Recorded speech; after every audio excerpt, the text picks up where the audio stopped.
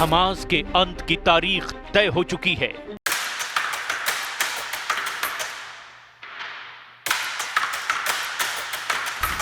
Netanyahu की आखिरी शर्त, हमास के पास आखिरी मौका।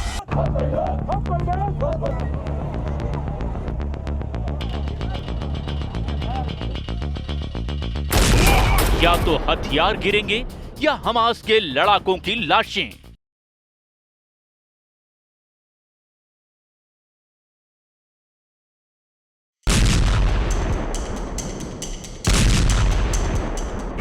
गाजा सिटी में एक बार फिर से युद्ध की आग भड़क उठी है।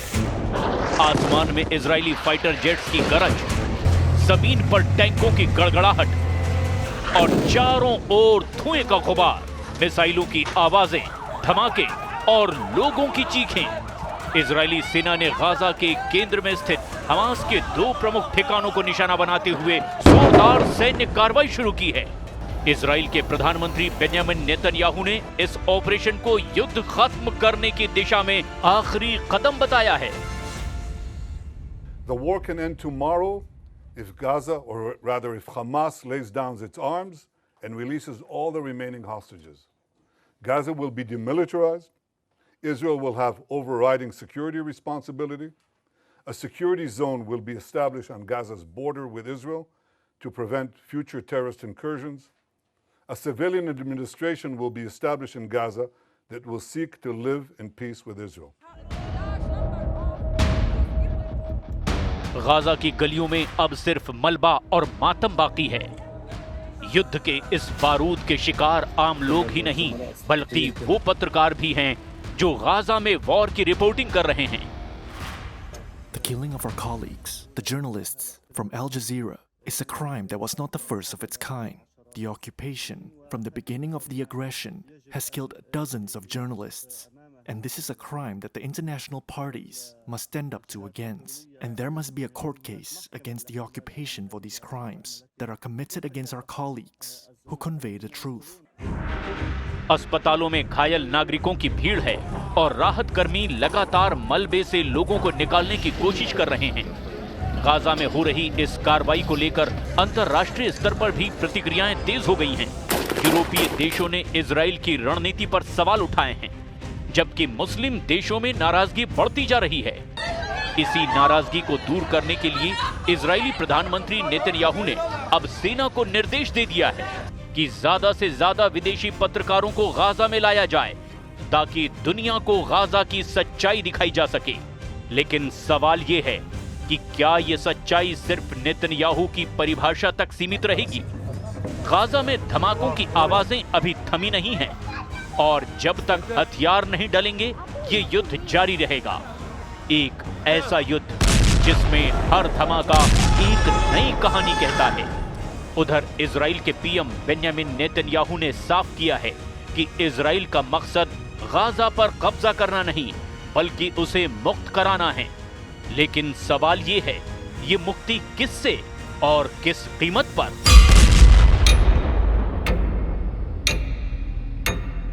नेतन्याहू की योजना के मुताबिक गाजा को पूरी तरह से निरस्त किया जाएगा। इजरायली सेना को पूरा सुरक्षा नियंत्रण मिलेगा। गाजा की सीमाओं पर एक सुरक्षा जोन बनाया जाएगा ताकि भविष्य में किसी भी आतंकवादी घुसपैठ को रोका जा सके।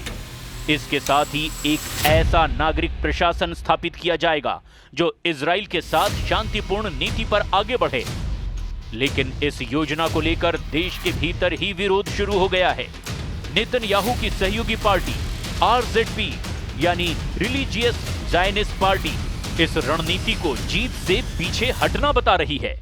वित्त मंत्री बेजालेल स्मोत्रिच ने यहां तक कह दिया कि उन्हें अब प्रधानमंत्री पर भरोसा ही नहीं रहा। दूसरी तरफ अंतर्राष्ट्रीय समुदाय भी इस योजना को लेकर फिक्रमंद है।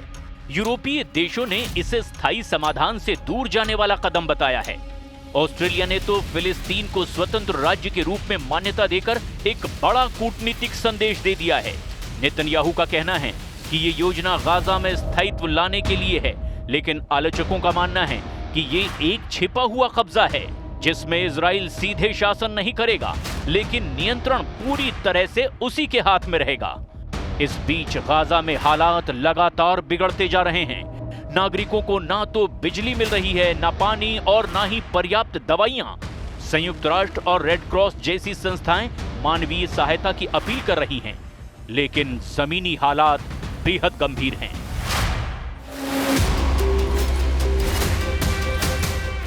गाजा की तबाही पूरी दुनिया को बताने के लिए फिलिस्तीनी इन्फ्लुएंसर बसेम अलाबेल की कोशिश देखिए।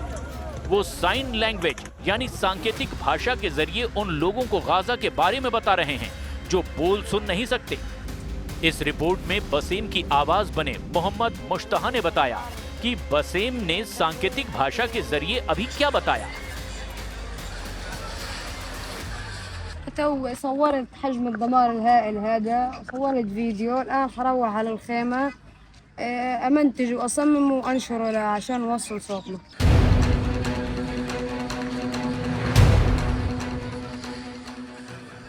इसमें कोई शक नहीं कि बसेम की पत्रकारिता लाखों लोगों तक पहुंच रही है। बसेम के इंस्टाग्राम पर करीब 1.5 लाख फॉलोअर हैं। बसेम गाजा के बेत लाहिया में अब टेंट में रहते हैं क्योंकि इजराइल की बमबारी में घर तो उनका भी नहीं बचा। كنت كتير متحمس وكان نفسي إنه أشتغل في الصحافة وما كان نفسي إني أضل قاعد. كان نفسي إني أوصل صوتي للعالم وأوصل صوت الصم اللي ما بيحكوا ولا بيسمعوا، إني أوصل صوتهم لبرا إنه حد يقدر يساعدنا. وحاولت إني أساعد وأصور وأجيب من هان فيديو من هان فيديو وأنشر على أساس إنه نوصل صوتنا للعالم. गाजा पर इजराइल की बमबारी के बीच इस वक्त बहुत बड़ा मानवीय संकट लगातार जारी है। इजराइल के ब्लॉकेड के बीच अब गाजा में मदद पहुंचाने के लिए आसमान का सहारा लिया जा रहा है और इसके लिए फ्रांस, जर्मनी, स्पेन, जॉर्डन और संयुक्त अरब अमीरात के विमान खाने का सामान गाजा में गिरा रहे हैं। It's one of many airdrops that have taken place in recent weeks. Israel announced measures allowing some aid in after reports of dozens of hunger-related deaths sparked international pressure. The situation in Gaza for the nearly 2 million people living there is desperate. From up here, you can see the widespread destruction over the Strip after nearly 2 years of Israel at war with the Hamas militant group. These neighborhoods in North Gaza were once bustling markets and busy neighborhoods. They are now unrecognizable. Gaza में अब तक 61,000 से ज्यादा लोगों की मौत हो चुकी है। घायलों की तादाद 1.5 लाख के पार जा चुकी है। ये ऐसे आंकड़े हैं जिसके बारे में पूरी दुनिया जानती है। इस वक्त गाजा में सबसे बड़ा संकट खाने का है। हजारों लोग खाने के लिए कतारों में लगे हैं। आटा और बाकी सामान के लिए भीड़ देखी जा सकती है। يا عم احنا مش عايشين، مش بدناش احتلال، احنا بدنا حريتنا، بدناش احتلال غزة، احنا بدنا غزة، احنا من الصبح حينا عشان نجيب كيس طحين، ليش بدك تحتل غزة؟ بدكم في غزة، غزة ليش فيها حاجة عشان تحتلوها؟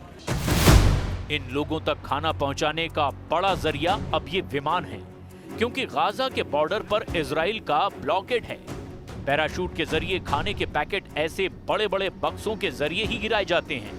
कई बार ये सैकड़ों किलो भारी बड़े बड़े बक्से आबादी पर भी गिरे हैं, जिससे कई लोगों की मौत हो चुकी है। गाजा इस वक्त आसमान से कैसा नजर आता है, इसका भी वीडियो देख लीजिए, क्योंकि नेतन्याहू अब इसी जमीन को पूरी तरह अपने कब्जे में लेना चाहते हैं। 365 वर्ग किलोमीटर की गाजा पट्टी भूमध्य सागर के किनारे करीब 41 किलोमीटर लंबाई में है। यहाँ कोई इमारत पुख्ता नहीं बची है, ज्यादातर खंडहर में तब्दील हो चुकी हैं, या फिर पूरी तरह से तहस नहस होकर समतल सी कर दी गई हैं। लेकिन इसी जमीन पर इजराइल के 20 से ज्यादा बंधक अब भी हमास के कब्जे में हैं और इस मुद्दे को लेकर नेतन्याहू इजराइल के अंदर पूरी तरह से घिरे हुए नजर आ रहे हैं।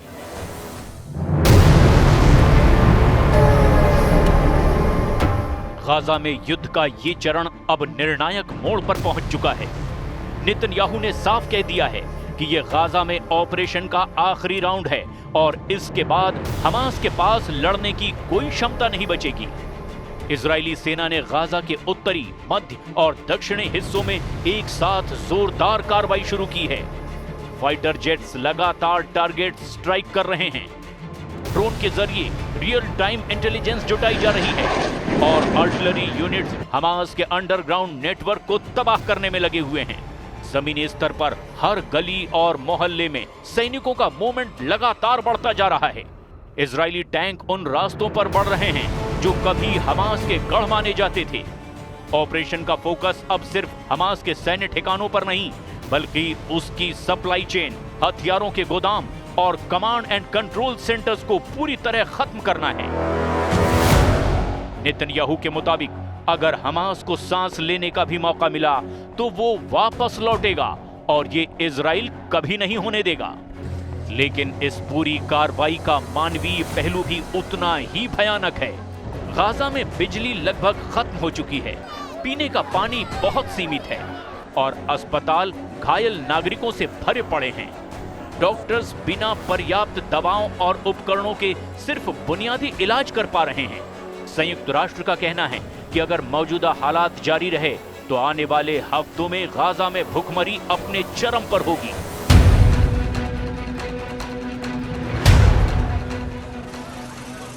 अंतरराष्ट्रीय स्तर पर यह ऑपरेशन कूटनीतिक तूफान खड़ा कर रहा है। अमेरिका ने फिलहाल इजराइल के आत्मरक्षा के अधिकार का समर्थन किया है, लेकिन व्हाइट हाउस के अंदरूनी हलकों में युद्ध विराम की मांग तेज होती चली जा रही है।